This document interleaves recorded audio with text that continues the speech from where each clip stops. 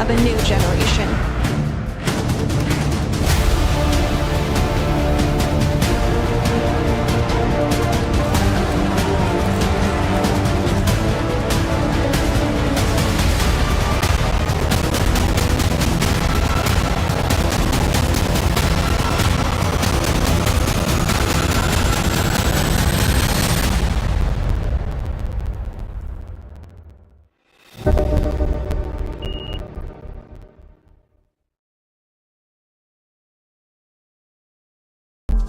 And for more NASA videos, hit subscribe.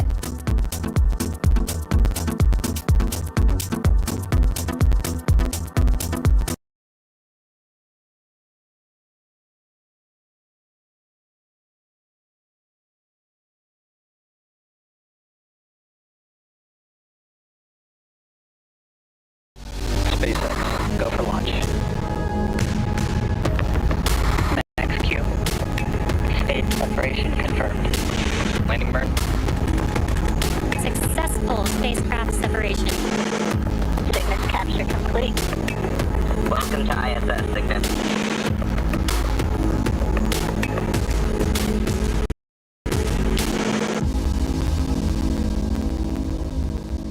You're looking at a live view of Falcon 9 set to lift off from Space Launch Complex 40 at Cape Canaveral Space Force Station in Florida in just over 17 minutes from now. Today's mission marks SpaceX's 74th mission of 2024 and our 5th mission headed to the International Space Station so far this year, following Crew 8, CRS-30, NG-20, and AX-3. Thanks for tuning in to today's coverage of Northrop Grumman's 21st Commercial Resupply Services mission to the orbiting laboratory. I'm Zach.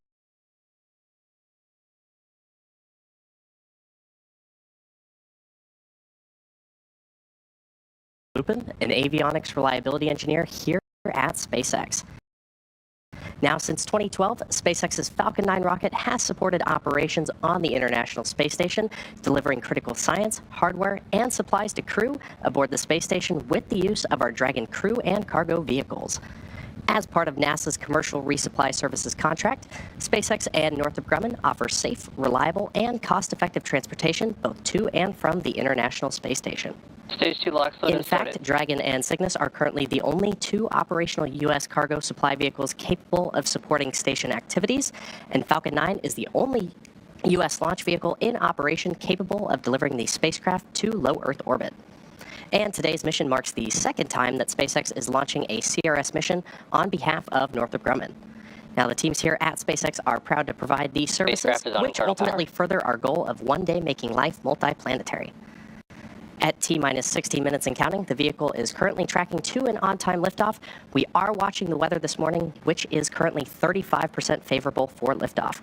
Now, if we don't launch today, we have a backup opportunity this Tuesday, August 6th at 10:18 a.m. Eastern Time. Now, as you might imagine, the crew on board the space station is preparing for their upcoming delivery. And for more on those preparations, I'll turn it over to NASA's Courtney Beasley. Courtney? Thank you, Zachary, and good morning to everyone from the International Space Station Flight Control Room here at the Johnson Space Center in Houston, Texas. It's a full house aboard the International Space Station with 9 crew members living and working at the orbital outpost.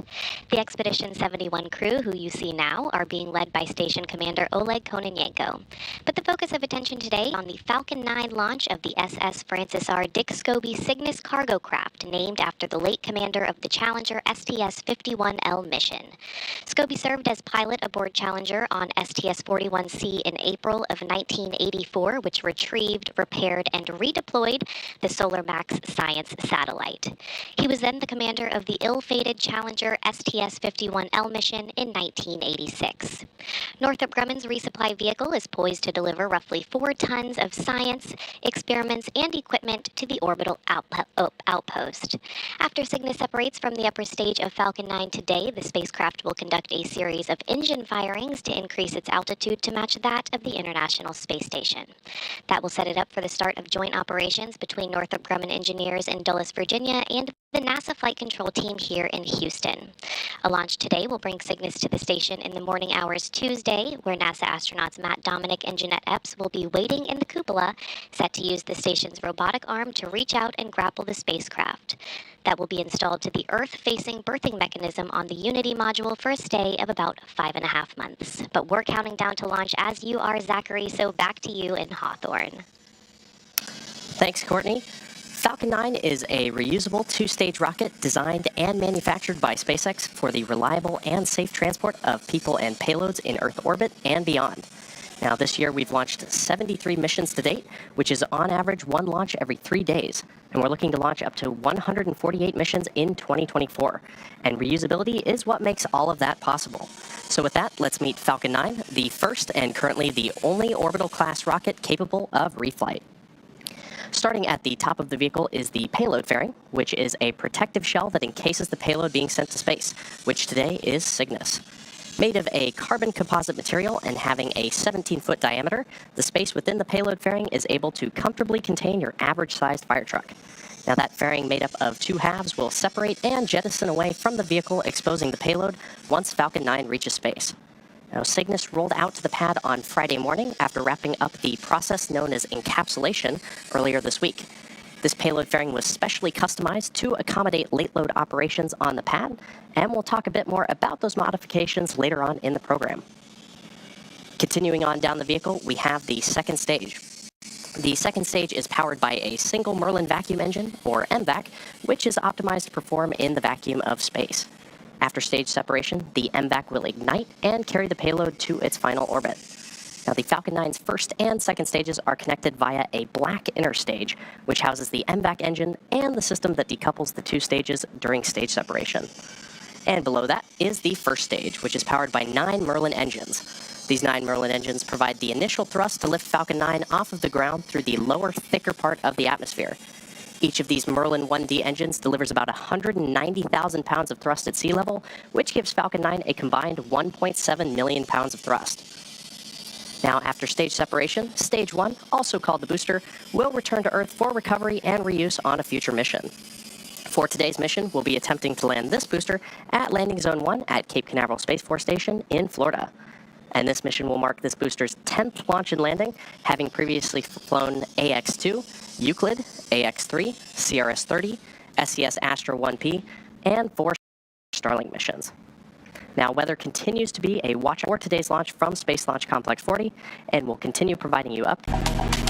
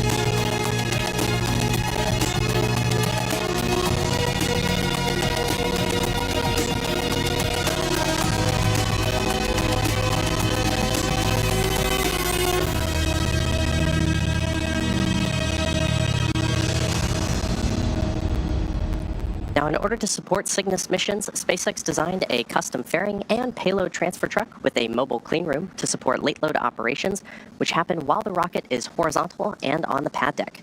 Late load refers to loading cargo in the final hours before launch and after the spacecraft has already been encapsulated within the payload fairing. Now, with 8 minutes and 24 seconds to go, we can go for launch, and we'll continue to provide updates on the weather as we get closer to T0. For now, let's head back to Courtney for a closer look at the science on today's mission. Yeah, Zachary, we are at the T-minus 8 minutes and counting to the launch of the Falcon 9 rocket and the Northrop Grumman Cygnus cargo craft, which is delivering roughly 4 tons of supplies and science experiments to the International Space Station. Now, science is the prime focus for crews living and working on the station, and today's delivery run aims to observe the development of blood vessels and engineered liver tissue, evaluate liquid and gas flow through porous media, demonstrate the production of many bloodstream and immune stem cells, and much more. Let's take a quick look at the science aboard Cygnus. Northrop Grumman is set to launch its 21st commercial resupply services mission to the International Space Station, carrying science to further NASA's missions to deep space and benefit life on Earth. A packed bed reactor will test how microgravity affects the simultaneous movement of gases and liquids. Results will aid the design of various space systems, including life support systems. Researchers will continue testing a technology to produce stem cells in space, aiming to improve outcomes for patients with certain blood diseases, autoimmune disorders, and cancers. Microscopic organisms will travel to station to provide crucial insights into how spaceflight affects the ability of damaged DNA to repair itself. Demonstrations are educational videos demonstrating STEM topics in space for students on Earth. For this mission, astronauts will use a balloon, a penny, and a hex nut to examine centripetal force. Discover more about all of the science making the journey to the orbiting lab at nasa.gov/ISS-science.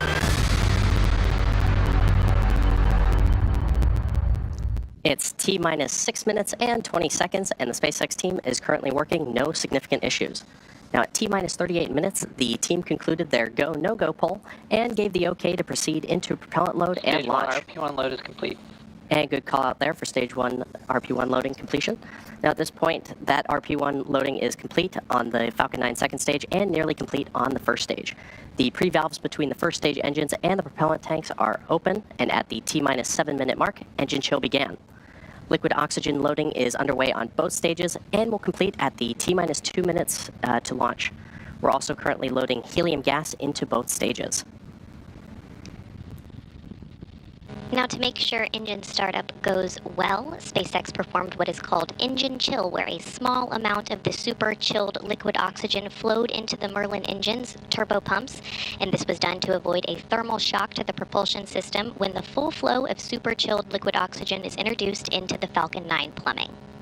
Cygnus is also undergoing final vehicle health checks at this moment as it prepares to go on internal battery power, all monitored by Northrop Grumman flight controllers in Dulles, Virginia. Coming up shortly, the transporter erector, or TE, will retract away from the Falcon vehicle. The TE is the large truss structure you see there next to the rocket. Falcon 9 tanks are pressing for strong back retract. And good call out there. First, we'll see the clamps open around the second stage, and then the TE will pull away from the rocket by a few degrees. At T0, ground hydraulic systems will pull the TE from about 2 degrees to 45 degrees away from Falcon 9 as it lifts off to provide clearance for the vehicle. We should see those clamp arms opening around the second stage in just about 20 seconds from now.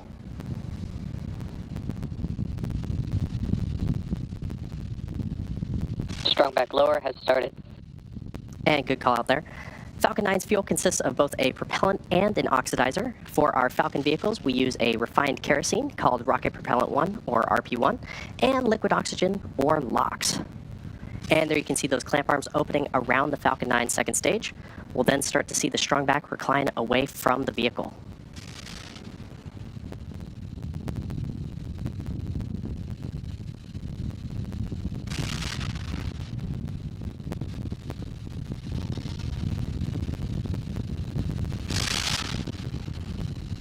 And there you can see that strong back moving away from the Falcon rocket.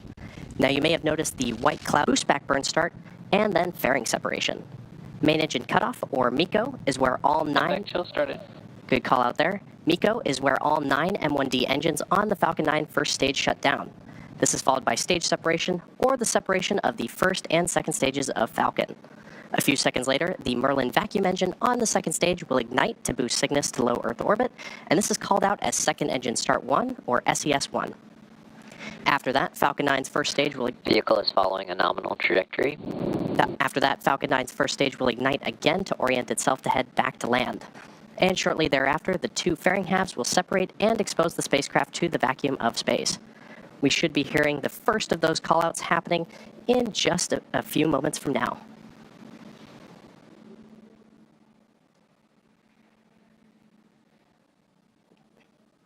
Main engine cutoff. Stage separation confirmed. And back ignition. Stage 1 boost back startup.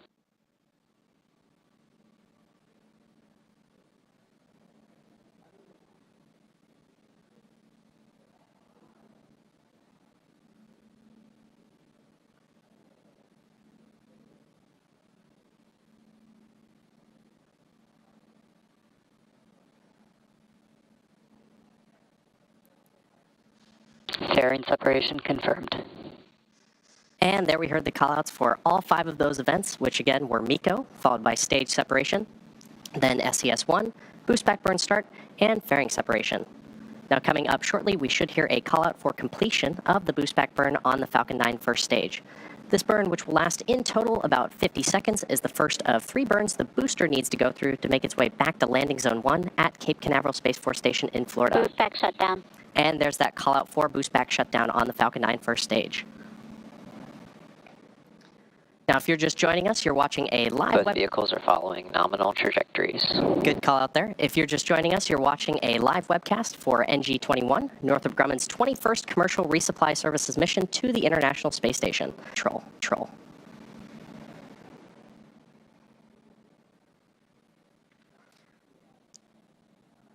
We should be hearing that call out for the entry burn of the Falcon 9 first stage in just about 10 seconds from now. Both vehicles continue to follow nominal trajectories. Good call out there. Now that entry burn will be for the first stage, which is on the left-hand side of your screen. Stage 1 entry burn startup. And good call out there for entry burn startup on the Falcon 9 first stage.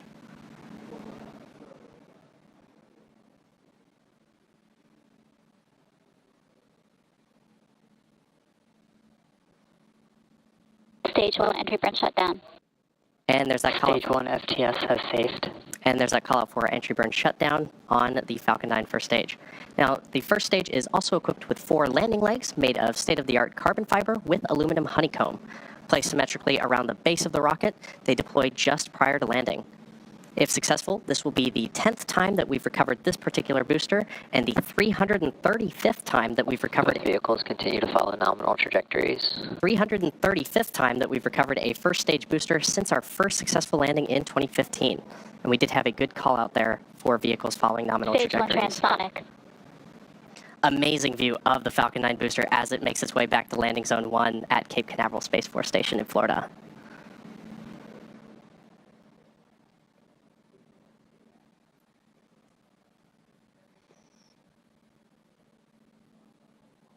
Stage 1 landing burn.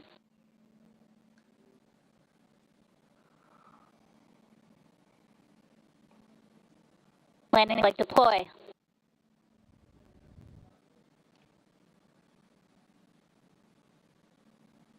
Stage 1 landing confirmed. A spectacular touchdown of our Falcon 9 booster at landing zone 1 at Cape Canaveral Space Force Station in Florida.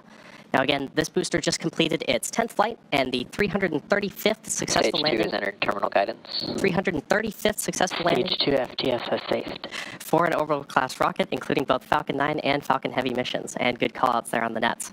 Now, coming up at around the 8.5-minute mark, we should hear a call out for second engine cutoff 1, or SECO 1, which is when the MVAC engine on the second stage shuts down. And that'll conclude the roughly 6-minute burn by this engine needed to get Cygnus into the proper orbit for eventually intercepting the International Space Station.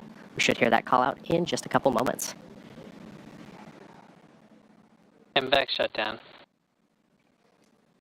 And there's that call out for the MVAC shutdown on the Falcon 9 second stage. We're now waiting for confirmation of good orbit. Nominal orbit insertion. And there's that call out for nominal orbital insertion. At T plus 9 minutes into the mission, and the second stage has one last major task, commanding separation of the Cygnus spacecraft just a few minutes from now. Now, for those of you just tuning in, you're watching a live webcast for NG-21, Northrop Grumman's 21st commercial resupply services mission to the International Space Station. This is SpaceX's 74th mission for 2024 and the 5th flight to the International Space Station this year. And for those of you following along, you'll know that Cygnus will be joining the Crew 8 SpaceX Dragon spacecraft, which docked with the space station earlier this year in March. Now, both Northrop Grumman and SpaceX have a long history of supporting the International Space Station with cargo missions like today's. SpaceX's first commercial resupply services, or CRS mission, CRS-1, launched in 2012 and made history by restoring America's capability to deliver and return cargo to the station. The Cygnus spacecraft has been visiting the ISS since 2013, and the first Cygnus CRS mission, Orb-1, launched in 2014. Cygnus has since then delivered more than 138,000 pounds of equipment, science experiments, and supplies to sustain the ISS astronauts under NASA's commercial resupply services contracts. Now, the most recent cargo resupply mission was SpaceX's CRS-30 mission on March 21st, 2024, delivering 6,262 pounds of scientific research, crew supplies, and hardware to the orbiting laboratory. Dragon later returned to Earth with 3,961 pounds of cargo. The CRS partnership has helped build a strong American commercial space industry that will soon take us to destinations beyond low Earth orbit. In fact, these missions are providing critical learnings that will help us develop a human presence on the Moon and Mars, which will require a steady supply of cargo missions to grow and thrive.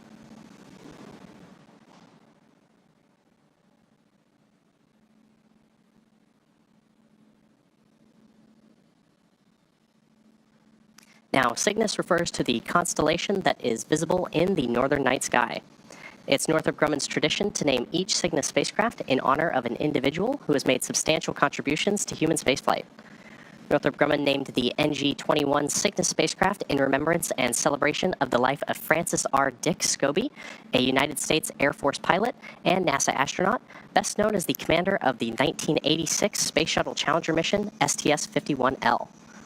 Now, shortly after launch, the vehicle experienced a fatal disaster, and he lost his life along with 6 other crew members. Scobie was an astronaut, pilot, and engineer who commanded the 1986 Challenger mission. In 1966, he obtained his U.S. Air Force pilot wings, and shortly after, served a tour of duty in Vietnam. When he returned, he was selected to attend the U.S. Air Force Aerospace Research Pilot School at Edwards Air Force Base in California. And over the next several years, he served as a test pilot, logging more than 6,500 hours of flying time in 45 different types of aircraft. In 1978, Scobie was selected into NASA's astronaut candidate class, completing training in August of 1979. Now, in addition to his astronaut role, Scobie was an instructor. Team on the ground looks at a number of factors when addressing how the vehicle will be unloaded. First and foremost is we want to get going on all the time-critical science experiments that arrive on the vehicle. Those will be uploaded first to allow the crew to start conducting those experiments. The team must also take into account the available storage on board the ISS. This mission is delivering over 8,000 pounds of science, supplies, and hardware that takes up a lot of space. The team will stage what is retrieved from Cygnus in order to balance that with the available space inside the ISS. And finally, some of the hardware arriving will be installed on the ISS at planned times later during the mission. The teams account for all of these factors when planning how and when to unload the spacecraft. All right, Bill Spetch, the Operations Integration Manager for the International Space Station program. Thanks for joining us today. Thank you. And with that, we will wrap up our launch coverage of Northrop Grumman's 21st Commercial Resupply Services mission. Cygnus is now on course to be captured at about 2:10 a.m. Central Time, 3:10 a.m. Eastern Time, Tuesday morning. Live coverage of rendezvous and capture will begin at 12:30 a.m. Central Time, 1:30 a.m. Eastern Time, followed by coverage of Cygnus's installation to the station at 3:30 a.m. Central Time and 4:30 a.m. Eastern. In the meantime, you can learn even more about the mission on the web at nasa.gov/commercial resupply. Thanks for joining us today, and we'll see you back here on Tuesday morning.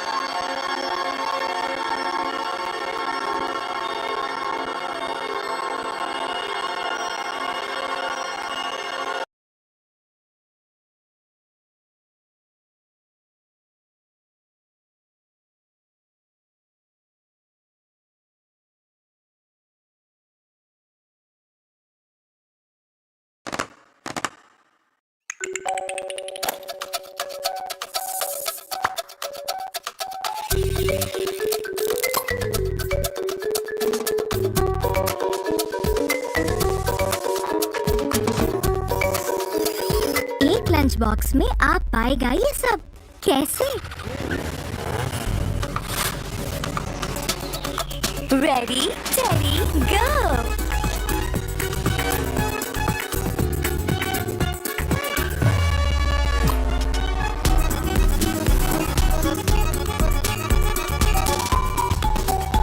अंडा, दूध, गंदम और strawberry. थोड़ा मुश्किल लग रहा है। देखो आ गया ना? ग्लूको teddy, ready teddy go!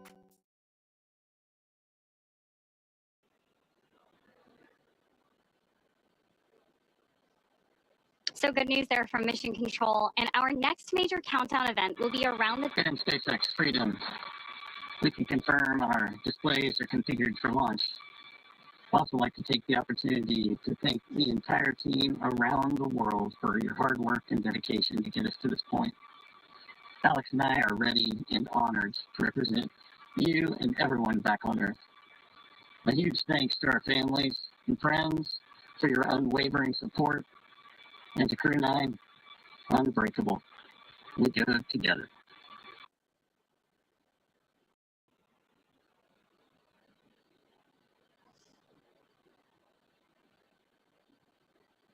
SpaceX copies.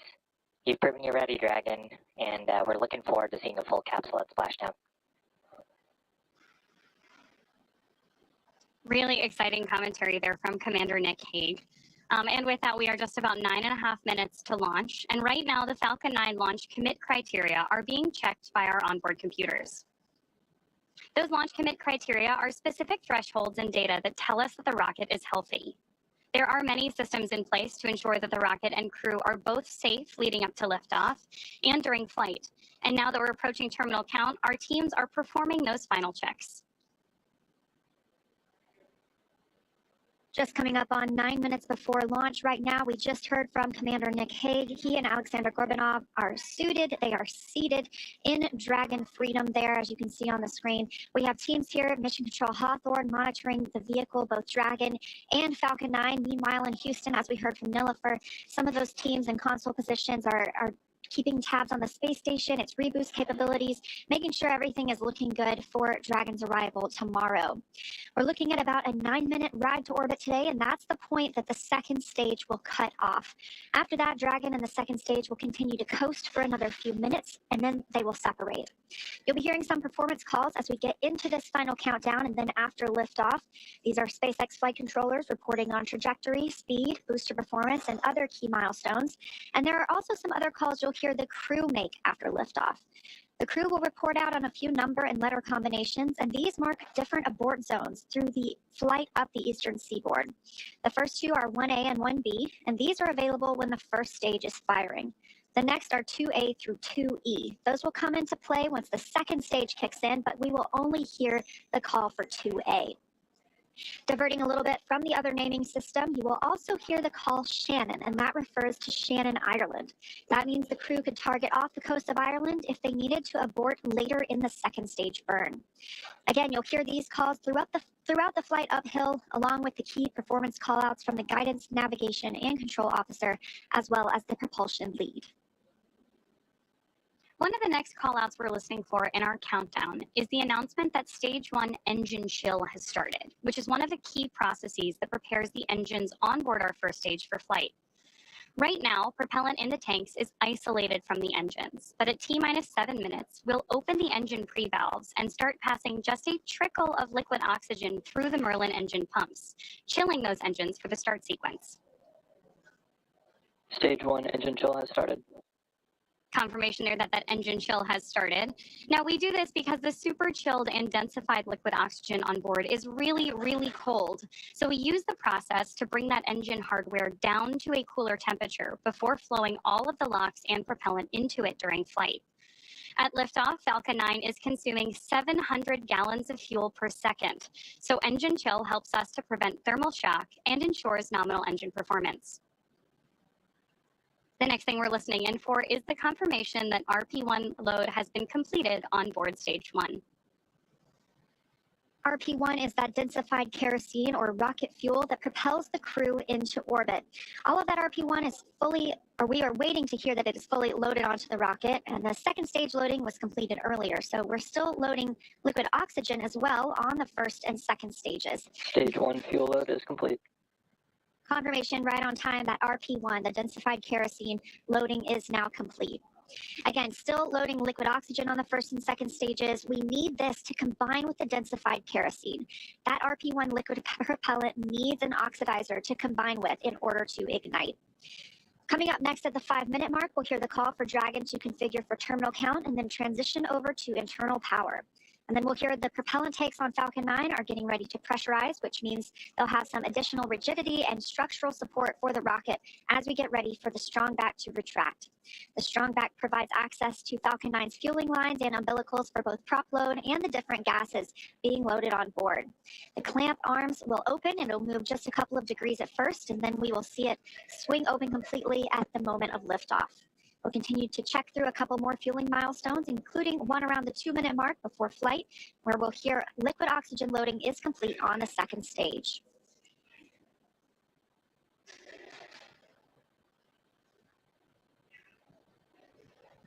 Falcon 9 tanks are pressurizing for a strong back retract.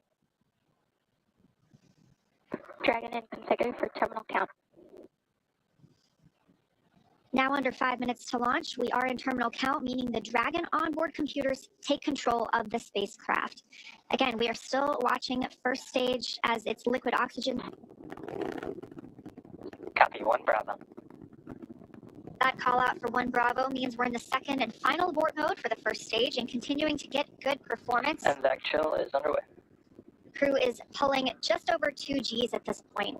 Next up, we heard the engine chill on the second stage. MVAC engine has begun, and then we will have MECO, or main engine cutoff, where the 9 engines on the first stage will cut off ahead of the first and the second stages, and then will separate from one another. Then that single Merlin vacuum engine on the second stage will ignite and continue to carry Crew 9 to orbit while the first stage begins its journey back to Earth.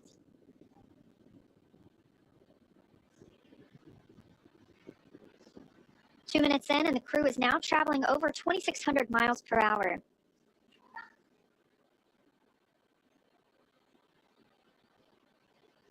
Stage 1 is throttling down. Confirmation there from Mission Control that Stage 1 is throttling down as we prepare for main engine cutoff, followed shortly thereafter by stage separation and second engine start 1. You did hear Mission Control out that we are chilling our... There's confirmation of MECO. Stage separation confirmed. Stage 2 Alpha. And back ignition. Copy 2 Alpha. With that, we have had confirmation of MECO, stage SEP, and the ignition of our MVAC engine on board Stage 2. Our next major milestone is going to be the beginning of Stage 1 boost back burn, which is expected in just a couple of seconds here.